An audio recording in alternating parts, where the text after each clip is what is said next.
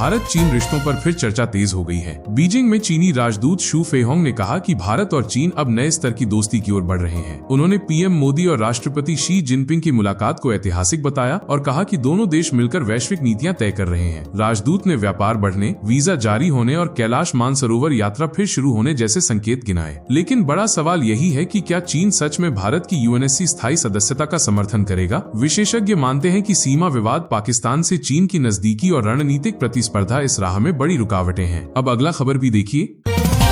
अमेरिकी राष्ट्रपति Donald Trump ने रूस यूक्रेन युद्ध पर बड़ा बयान दिया है। उन्होंने कहा कि यूक्रेन अपने कब्जाए गए सभी इलाके वापस ले सकता है और अगर रूसी विमान नेटो देशों के हवाई क्षेत्र में घुसे तो उन्हें मार गिराना चाहिए। ट्रंप ने लिखा कि यूरोपीय संघ और नेटो की मदद से यूक्रेन अपनी मूल सीमा तक लौट सकता है। यूक्रेन के राष्ट्रपति जेलेंस्की ने इसे ट्रंप का बड़ा बदलाव बताया और कहा कि ये युद्ध के हालात को बदल सकता है। हालांकि अमेरिकी विदेश मंत्री मार्को रूबियो ने कहा कि युद्ध का अंत बातचीत से ही संभव है, जबकि नेटो नेताओं ने ट्रंप के बयान पर सतर्क प्रतिक्रिया दी। अब चलते हैं आगे की खबरों में। सरकार ने प्लेन सिल्वर ज्वेलरी के आयात पर 31 मार्च 2026 तक रोक लगा दी है। इसका मकसद एफटीए के दुरुपयोग को रोकना और तैयार गहनों के नाम पर हो रहे बड़े पैमाने पर चांदी आयात पर नियंत्रण करना है। इससे भारतीय ज्वेलरी निर्माताओं को बराबरी का मौका मिलेगा। अब अगला खबर भी देखिए। लोजपा ने ऐलान किया कि 2025 का बिहार चुनाव एनडीए एकजुट होकर नीतीश कुमार के नेतृत्व में लड़ेगा। पार्टी प्रदेश अध्यक्ष राजू तिवारी ने कहा, 2020 जैसी गलती नहीं दोहराएंगे। इस बार पूरा गठबंधन नीतीश को मुख्यमंत्री बनाने के लिए साथ खड़ा रहेगा। अब बढ़ते हैं आगे की खबरों में।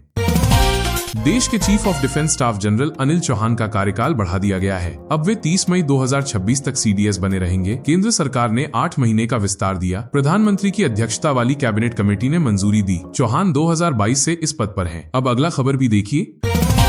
व्हाइट हाउस में बड़ा विवाद। राष्ट्रपति डोनाल्ड ट्रंप ने पूर्व राष्ट्रपति जो बाइडेन की ब्लैक एंड व्हाइट फोटो की जगह ऑटो पेन की तस्वीर लगवा दी। ट्रंप के इस कदम से अमेरिका में सियासी हलचल तेज हो गई है और इसे बाइडेन की बेइज्जती माना जा रहा है। अब बढ़ते हैं आगे की खबरों में।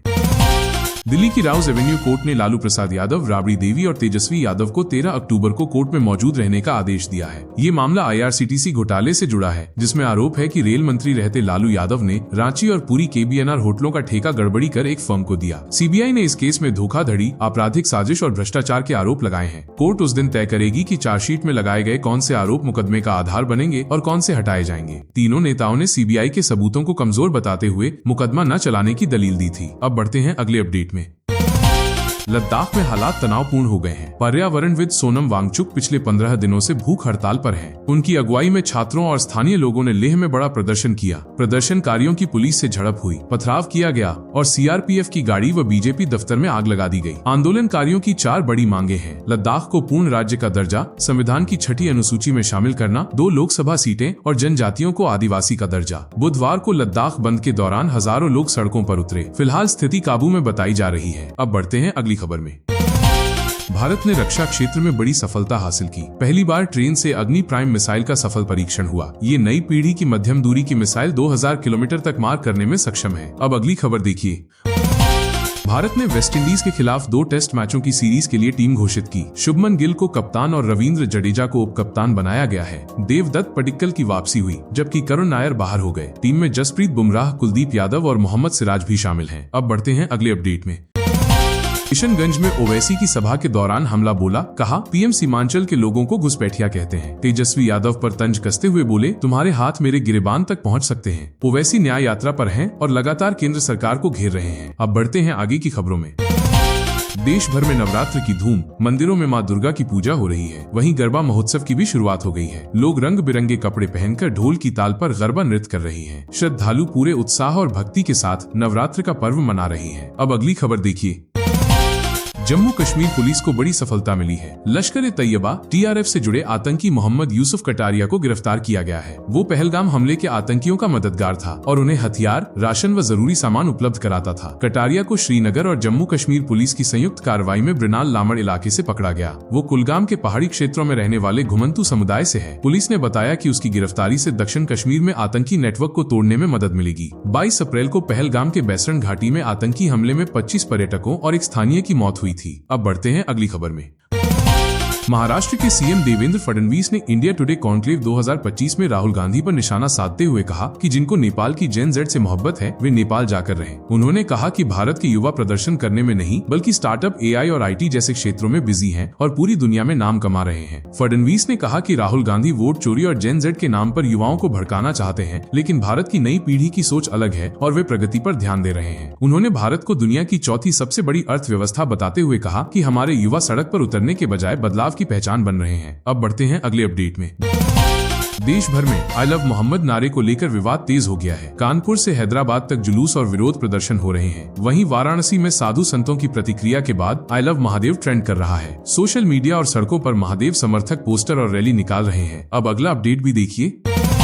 अमेरिका और भारत के बीच टैरिफ विवाद के बीच अब नरमी दिख रही है। ट्रंप सरकार के एक वरिष्ठ अधिकारी ने कहा कि वे भारत के बड़े फैन हैं और दोनों देशों के रिश्ते मजबूत होंगे। उन्होंने भरोसा जताया कि बातचीत से व्यापारिक विवाद सुलझा लिया जाएगा। अब बढ़ते हैं आगे की खबरों में। 6 अक्टूबर के बाद चुनाव का ऐलान हो सकता है। भाजपा नेता दिलीप जायसवाल को वाई जोड़ सुरक्षा मिली, वहीं पप्पू यादव की सुरक्षा घटा दी गई है। पूर्व आईपीएस शिवदीप लांडे भी राजनीति में उतरकर चुनाव लड़ने की तैयारी में है। अब बढ़ते हैं अगली खबर में।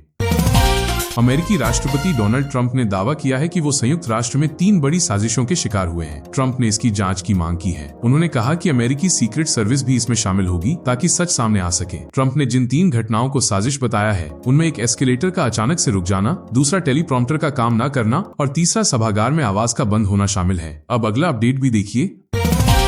भारत के वनडे कप्तान रोहित शर्मा ने फिटनेस से सबको चौंका दिया है। 37 साल के रोहित ने ऑस्ट्रेलिया के खिलाफ वनडे सीरीज से वापसी की तैयारी करते हुए करीब 10 किलो वजन घटाया है। उनके करीबी अभिषेक नायर ने सोशल मीडिया पर उनकी तस्वीर शेयर कर लिखा, 10,000 ग्राम कम करने के बाद भी मेहनत जारी है। ये पोस्ट तेजी से वायरल हो गया। फैंस और साथी खिलाड़ी उनकी नई फिटनेस देखकर तारीफ कर रहे हैं। रोहित 19 अक्टूबर से ऑस्ट्रेलिया के खिलाफ 3 मैचों की वनडे सीरीज खेलते नजर आएंगे। ये चैंपियंस ट्रॉफी फाइनल के बाद उनका पहला इंटरनेशनल मैच होगा। अब चलते हैं आगे की खबरों में। करनाल में जीटी रोड स्थित अल्फा सिटी के पास एक पेट्रोल पंप पर बड़ा फर्जीवाड़ा सामने आया। BMW कार की 70 लीटर की टंकी में महिला कर्मचारी ने 76 लीटर डीजल की पर्ची थमा दी। चालक ने हंगामा किया तो पुलिस मौके पर पहुंची। जांच में टंकी से केवल 57 लीटर ही डीजल निकला, जबकि कार में पहले से 5 लीटर तेल मौजूद था, यानी करीब 20 लीटर की गड़बड़ी सामने आई। ये मामला इंटरनेट मीडिया पर वायरल हो गया। पुलिस का कहना है कि शिकायत मिलने पर सख्त कार्रवाई होगी। वहीं खाद्य आपूर्ति विभाग ने भी जाँच कराने की बात कही है। इस घटना से लोगों में पेट्रोल पंप की ईमानदारी पर सवाल खड़े हो गए हैं। अब अगला खबर भी देखिए।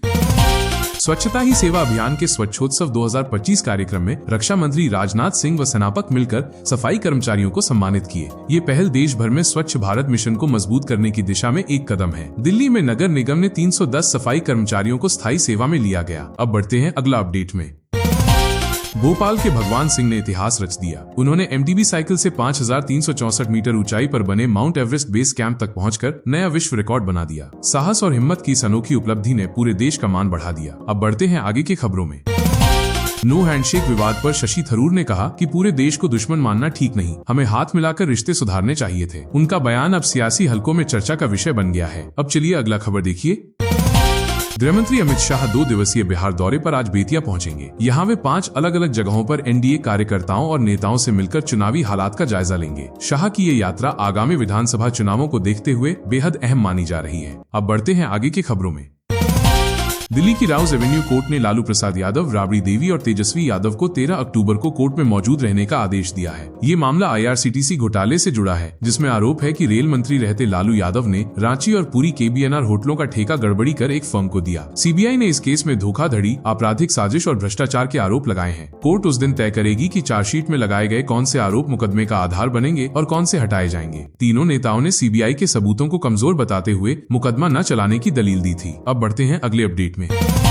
भारत चीन रिश्तों पर फिर चर्चा तेज हो गई है। बीजिंग में चीनी राजदूत शू फेहोंग ने कहा कि भारत और चीन अब नए स्तर की दोस्ती की ओर बढ़ रहे हैं। उन्होंने PM मोदी और राष्ट्रपति शी जिनपिंग की मुलाकात को ऐतिहासिक बताया और कहा कि दोनों देश मिलकर वैश्विक नीतियां तय कर रहे हैं। राजदूत ने व्यापार बढ़ने, वीजा जारी होने और कैलाश मानसरोवर यात्रा फिर शुरू होने जैसे संकेत गिनाए। लेकिन बड़ा सवाल यही है कि क्या चीन सच में भारत की UNSC स्थायी सदस्यता का समर्थन करेगा? विशेषज्ञ मानते हैं कि सीमा विवाद, पाकिस्तान से चीन की नजदीकी और रणनीतिक प्रतिस्पर्धा इस राह में बड़ी रुकावटें हैं। अब अगला खबर भी देखिए। अमेरिकी राष्ट्रपति डोनाल्ड ट्रंप ने रूस यूक्रेन युद्ध पर बड़ा बयान दिया है। उन्होंने कहा कि यूक्रेन अपने कब्जाए गए सभी इलाके वापस ले सकता है और अगर रूसी विमान नेटो देशों के हवाई क्षेत्र में घुसे तो उन्हें मार गिराना चाहिए। ट्रंप ने लिखा कि यूरोपीय संघ और नेटो की मदद से यूक्रेन अपनी मूल सीमा तक लौट सकता है। यूक्रेन के राष्ट्रपति जेलेंस्की ने इसे ट्रंप का बड़ा बदलाव बताया और कहा कि ये युद्ध के हालात को बदल सकता है। हालांकि अमेरिकी विदेश मंत्री मार्को रूबियो ने कहा कि युद्ध का अंत बातचीत से ही संभव है, जबकि नेटो नेताओं ने ट्रंप के बयान पर सतर्क प्रतिक्रिया दी।